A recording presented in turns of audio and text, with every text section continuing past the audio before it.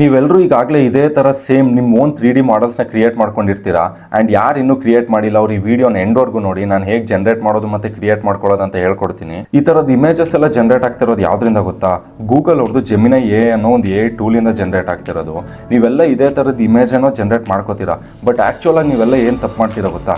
ಈ ಇಮೇಜ್ ಹೆಂಗೆ ಜನರೇಟ್ ಆಯಿತು, ಇದ್ರ ಬ್ಯಾಕ್ ಎಂಡಲ್ಲಿ ಏನೇನು ನಡೀತಾ ಇದೆ ಅದನ್ನೆಲ್ಲ ತಿಳ್ಕೊಳ್ಳಲ್ಲ. ಜಸ್ಟ್ ಏನು ಮಾಡ್ತೀರಾ, ನಿಮ್ಗೆ ಬೇಕಾಗಿದ್ದ ಫೋಟೋ ನೀವು ಅದಕ್ಕೆ ಅಪ್ಲೋಡ್ ಮಾಡ್ತೀರಾ, ಅದಕ್ಕೆ ತಕ್ಕಂಗೆ ಪ್ರಾಂಪ್ಟ್ ಆಗ್ತೀರಾ ಆ್ಯಂಡ್ ನಿಮಗೆ ಯಾವ ಫೋಟೋ ಬೇಕು ಅದನ್ನು ಜನರೇಟ್ ಮಾಡ್ಕೋತೀರಾ. ಆ್ಯಂಡ್ ಬ್ಯಾಕ್ ಗ್ರೌಂಡಲ್ಲಿ ಏನೇನು ಪ್ರೊಸೆಸ್ ಆಗ್ತಾ ಇದೆ, ಯಾವುದೇ ಥರ ನಡೀತಾ ಇದೆ ಅಂತ ತಿಳ್ಕೊಳ್ಳೋ ಪ್ರಯತ್ನ ಯಾರು ಮಾಡಿರಲ್ಲ. ಸೊ ನಾನು ಅದಕ್ಕೆ ಇವತ್ತು ಸಿಂಪಲ್ ಆಗಿ ವೀಡಿಯೋದಲ್ಲಿ ಬ್ಯಾಕ್ ಎಂಡಲ್ಲಿ ಏನೇನು ನಡೆಯುತ್ತೆ, ನಿಮ್ಮ ಇಮೇಜ್ ಹೇಗೆಲ್ಲ ಪ್ರೊಸೆಸ್ ಆಗಿ ಜನರೇಟ್ ಆಗಿ ಬರುತ್ತೆ ಅಂತ ಸಿಂಪಲ್ ಆಗಿ ಹೇಳ್ತೀನಿ, ಕೇಳಿ ಬೇಗ ಮುಗಿಸ್ತೀನಿ. ನೀವೇನು ಮಾಡ್ತೀರಾ ಗೊತ್ತಾ? ಜೆಮಿನೈಗೆ ನಿಮ್ಮದೇ ಒಂದು ಫೋಟೋನ ಹಾಕ್ತೀರಾ, ಮತ್ತೆ ಅದಕ್ಕೆ ಏನು ಹಾಕ್ತೀರಾ ಅಂದ್ರೆ ಒಂದು ಪರ್ಟಿಕ್ಯುಲರ್ ಆಗಿ ಪ್ರಾಂಪ್ಟ್ ಹಾಕ್ತೀರಾ. ಪ್ರಾಂಪ್ಟಲ್ಲಿ ಏನಂತ ಹೇಳ್ತೀರಾ ಅಂತಂದರೆ, ನನ್ನ ಫೇಸ್ ಎಲ್ಲ ಹಾಗೆ ಅಲ್ಲಿ ನೀನೇನು ಮಾಡ್ಬೇಕಂದ್ರೆ ನನ್ನ ಕಣ್ಣ ಮಾತ್ರ ಒಂದು ಚೂರು ಮಾಡಿಫೈ ಮಾಡ್ಬೇಕಂತ ಅದಕ್ಕೆ ಪ್ರಾಂಪ್ಟ್ ಹಾಕ್ತೀರಾ.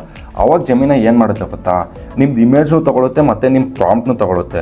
ಆ ಪ್ರಾಂಪ್ಟಿಗೆ ತಕ್ಕಂಗೆ ಇಮೇಜ್ನ ಏನು ಮಾಡುತ್ತೆ ಅಂದರೆ ಬ್ರೇಕ್ ಡೌನ್ ಸ್ಟಾರ್ಟ್ ಮಾಡುತ್ತೆ. ಅಂದರೆ ಈಗ ಇದೊಂದು ಫೇಸ್ ಇಮೇಜ್ ಅಂತ ಅಂದರೆ ಇದನ್ನು ಏನು ಮಾಡುತ್ತೆ ಅಂದರೆ ಹೆಡ್ಡೇ ಒಂದು ಬ್ರೇಕ್ ಮಾಡುತ್ತೆ, ಕಣ್ಣು ಒಂದು ಬ್ರೇಕ್ ಮಾಡುತ್ತೆ, ಮೂಗು ಮತ್ತು ಬಾಯಿನ ಸಪ್ರೇಟಾಗಿ ಬ್ರೇಕ್ ಮಾಡುತ್ತೆ. ಆ್ಯಂಡ್ ನೀವು ಫಸ್ಟ್ ಏನಂತ ಹೇಳಿದ್ರಿ, ಕಣ್ಣ ಮಾತ್ರ ಎಡಿಟ್ ಮಾಡ್ಬೇಕಂತ ಹೇಳಿದ್ರಿ. ಸೊ ಅದೇನು ಮಾಡುತ್ತೆ, ಕಣ್ಣಿನ ಪೀಸ್ನ ಮಾತ್ರ ತಕ್ಕೊಡುತ್ತೆ, ಇನ್ನು ಉಳಿದಿರೋ 3 ಪೀಸ್ನ ಹಾಗೆ ಬಿಡುತ್ತೆ. ಆ ಕಣ್ಣಿನ ಪೀಸ್ನ ತಕ್ಕೊಂಡು ನೀವು ಏನು ಪ್ರಾಂಪ್ಟ್ ಹಾಕ್ಬಿಟ್ಟು ಮಾಡಿಫೈ ಮಾಡು ಅಂತ ಹೇಳಿರ್ತೀರಲ್ಲ, ಅದ್ರ ತಕ್ಕಂಗೆ ಅದೇನು ಮಾಡುತ್ತೆ, ಮಾಡಿಫೈ ಮಾಡುತ್ತೆ. ಆ್ಯಂಡ್ ಲಾಸ್ಟಿಗೆ ಏನು ಮಾಡುತ್ತೆ ಗೊತ್ತಾ?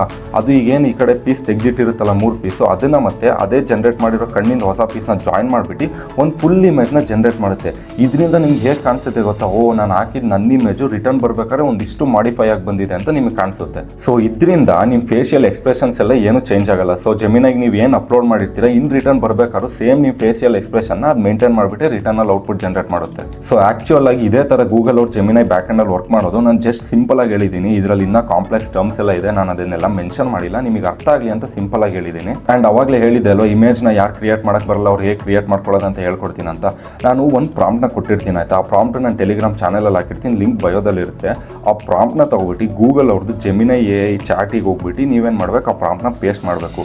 ಆ್ಯಂಡ್ ನಿಮ್ಮದೊಂದು ಸಿಂಪಲಾಗಿ ಕೂತಿರೋದು ಅಥವಾ ನಿಂತಿರೋ ಇಮೇಜ್ನ ಹಾಕ್ಬಿಟ್ಟು ನೀವೇನಾದರೂ ಕೊಟ್ಟರೆ ಇನ್ ರಿಟರ್ನ್ ಬರಬೇಕಾದ್ರೆ ಸೇಮ್ ನಿಮ್ಮದು ಒಂದು 3D R 2D model create ಆಗಿಬಿಟ್ಟು ಬರುತ್ತೆ. ಸಿಂಪಲ್ ಅಷ್ಟೇ, ಇಮೇಜ್ ಜನರೇಟ್ ಆಗುತ್ತೆ. ಆ ಇಮೇಜ್ನ ಡೌನ್ಲೋಡ್ ಮಾಡ್ಕೊಳ್ಳಿ ಆ್ಯಂಡ್ ಸೇವ್ ಮಾಡಿ ಇಟ್ಕೊಳ್ಳಿ. ಆ್ಯಂಡ್ ಇದೇ ಥರ ಕಂಟೆಂಟ್ ಬೇಕು ಅಂದರೆ ನನ್ನ ಅಕೌಂಟ್ನ ಫಾಲೋ ಮಾಡ್ಕೊಳ್ಳಿ.